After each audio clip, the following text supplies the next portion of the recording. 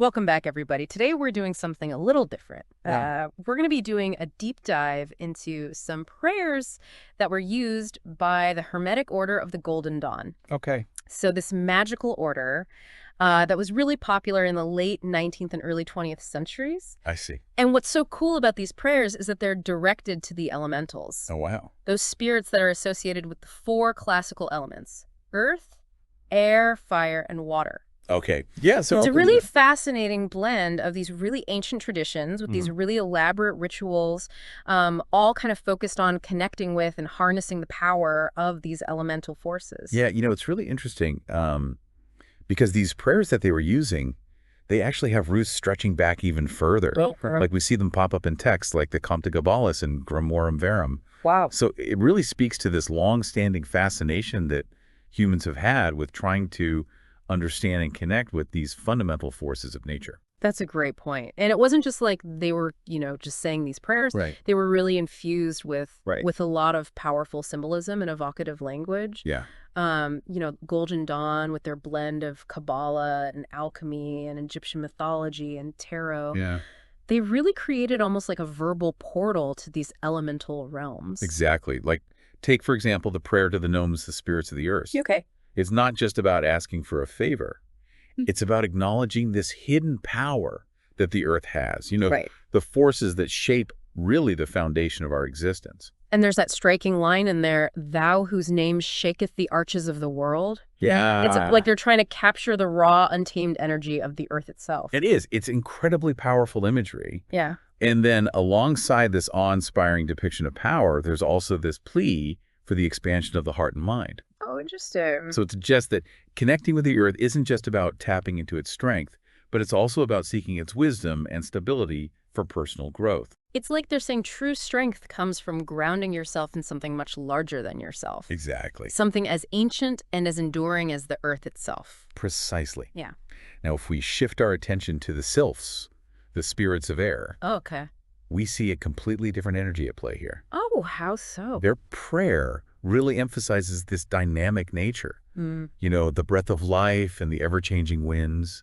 And when they say, "Theo, you who mountest upon the clouds and who walkest upon the wings of the wind," Yeah. it just instantly paints this picture of these ethereal beings. It does. And then there's that other beautiful imagery where they talk about the sylph's breath giving life to endless space and then drawing it back in and everything returning to the source. Yeah. It's a really powerful reminder of this cyclical nature of existence. It really is. And what I think is interesting is that amidst all this constant change, Yeah. there's this aspiration towards immutable brilliance. It's like they're seeking a way to find a constant within the ever-shifting currents of the air. So almost like trying to master the forces of change. Yeah, exactly. So we've gone from the grounding stability of the earth to Right. the dynamic, ever-shifting energy of air. Yeah. It's like these prayers are taking us on this journey through different facets of the natural world. And in a way, it's reflecting different aspects of ourselves. I think that's a brilliant insight. These prayers aren't just about invoking external forces. They're also about recognizing these elemental qualities within us Yeah. and seeking a deeper understanding of how they actually influence our lives. Okay, now moving on to the undines, the spirits of water. Okay. They represent a different kind of power altogether, don't they? They do, yeah. They're connected to this vastness and depths of the ocean, Mm-hmm. the ebb and flow of life's currents. And their prayer speaks of them as controlling the rain and the springs. Yeah. The very lifeblood of the earth. And there's that powerful line Yeah. that captures this "O vastness," wherein all the rivers of being seek to lose themselves, which renew themselves ever in thee. It speaks to this cyclical nature of water, Mm-hmm. its power to cleanse and renew and just carry us through the ever-changing tides of life. And amidst all this vastness, there's this intriguing contrast in the prayer Oh, yeah. between seeking true life through intelligence and love and achieving immortality through sacrifice. Mm-hmm. It almost suggests that true understanding and eternal life require a willingness to surrender to something greater than yourself, Right. to kind of dive deep into the unknown depths of existence. It's a powerful concept Yeah. that resonates with many spiritual traditions. Oh, how so? This idea of letting go of the ego to achieve a higher state of being, Okay. just as like a drop of water surrenders to the vastness of the ocean. It's almost like these prayers are guiding us through different stages of spiritual development, aren't they? It seems that way. We start with that grounding stability of earth and move Mhm. on to the dynamism and adaptability of air, Yeah, then delve into the emotional depths and cyclical nature of water. right. Where do you think this journey's taking us next? Well, if we're following that progression, it seems pretty natural that we end up with the salamanders, Okay. the spirits of fire. Oh, wow. And they represent another different kind of power. Okay. It's like this more primal, transformative energy. Like we're moving from the depths of the ocean to the heart of a volcano. Yeah, exactly. And their prayer describes them as residing in the ethereal vastness, close to this divine source of all things. And there's that line, O thou flashing fire, there thou illuminatest all things with thine insupportable glory. Yeah, It really captures that awe-inspiring, almost overwhelming power. it does. But it's not just about raw power.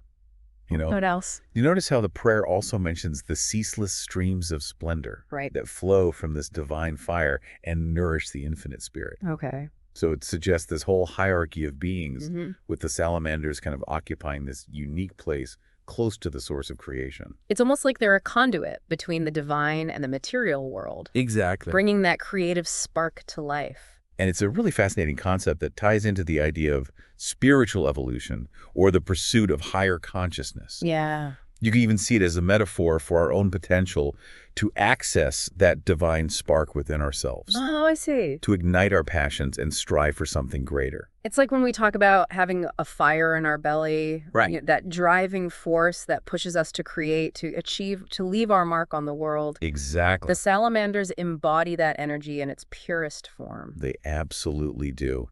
And what their prayer reminds us is that this fire Yeah. can be both destructive and creative. Oh, interesting. It can burn away the old to make way for the new, which is essential for growth and transformation. So we've gone from grounding ourselves in the stability of Earth Yeah. to embracing the change and adaptability of air, Mhm. to diving deep into the emotional currents of water, Right. and finally to igniting that inner fire with the salamanders. That has been quite a journey. It really has, but I feel like the journey's not over yet. You're right. It's not just about analyzing the language and symbolism. Okay. These prayers are meant to be used. Go. They're tools for connecting with these elemental forces and bringing their energy into our lives. What would that actually look like to put these prayers into practice? Well, imagine for a moment that you want to connect with the Earth's grounding energy. Okay. You might find a quiet spot in nature, maybe among some trees or by a body of water. Mm-hmm. Then you could recite the prayer to the gnomes, Okay. focusing on each word, feeling the earth beneath you, and visualizing yourself drawing strength and stability from its presence. It's almost like creating a ritual, a sacred space where you can tap into that elemental energy. And you can do the same with each of the other elements. Oh, wow. If you need clarity and inspiration, Yeah. you might work with the sylphs and the energy of air. Okay. If you're feeling emotionally overwhelmed, Mm. you might seek solace and renewal with the undines and the energy of water. And if you're feeling stuck or need a burst of creative energy, you might call upon the salamanders and the power of fire. It's like having a toolkit of spiritual practices at your disposal, It is. each one tailored to a different need or intention. And the beauty of it is you don't have to be a member of the Golden Dawn Yeah. or follow any specific dogma to work with these prayers. So they're really for anyone. Yeah, they're tools that anyone can use to deepen their connection with the natural world and explore their own potential. You know, I've been thinking about that question you posed earlier Which one? about which of the elemental forces you would invoke for guidance or inspiration. Oh, yeah. And after doing this deep dive, I'm kind of drawn to the undines. Oh, really? There's something about their connection to the depths, to the ebb and flow of life that resonates with me. Yeah, I can see why you'd be drawn to them. Yeah. Their energy is all about embracing change, navigating emotions, and finding renewal. Yeah. It's a really powerful force, especially in a world that often feels so chaotic and unpredictable. That's exactly it. What about you? Have you settled on an element that calls to you? You know, it's interesting. While I find all of the elements fascinating, Yeah. I keep coming back to the salamanders. The salamanders. Yeah, there's just something about their fiery energy, their connection to creativity and transformation that speaks to me on a deeper level. That makes a lot of sense. You're always so insightful and passionate about exploring new ideas. Well, thank you. You definitely embody that salamander spirit. It's true. I thrive on that intellectual spark, that drive to learn and grow. But I also appreciate the salamander's connection to courage. You know, facing challenges head on and burning away what no longer serves us. It's a reminder that sometimes we need that fiery energy to break through barriers and create something new, both within ourselves and in the world around us. Absolutely. And what's so fascinating is that both of our choices, Yeah. while they seem different on the surface, actually point to this shared desire for growth and transformation. Well, the undines teach us to embrace the flow of life, Okay. while the salamanders inspire us to ignite our passions and create positive change. So it's like they represent two sides of the same coin, Exactly. both essential for a fulfilling and meaningful life. I think you've hit on something really important there. It's not about choosing one element over another, Okay. but about recognizing the value of each and finding a balance between them. Like in nature, Yeah. where all the elements are constantly interacting and influencing each other, Exactly. creating a harmonious whole. And that same principle applies to our own lives. So we need them all. We need the grounding stability of earth, the adaptability of air, the emotional depth of water, and the fiery passion of fire to truly thrive. It's a reminder that we're all connected, We are. not just to the elements, but to each other and to the larger web of life. And recognizing that interconnectedness can be a source of strength, inspiration, and guidance as we navigate the complexities of human existence. So even though these prayers came from a specific magical tradition, right? It seems like they have something to offer everyone, I think so. regardless of their beliefs or background. I wholeheartedly agree. They give us a framework for understanding not just the elements themselves, but also the corresponding qualities within us. Yeah. And by exploring these elements both internally and externally, we can deepen our connection to the natural world, Yeah. to ourselves and to each other.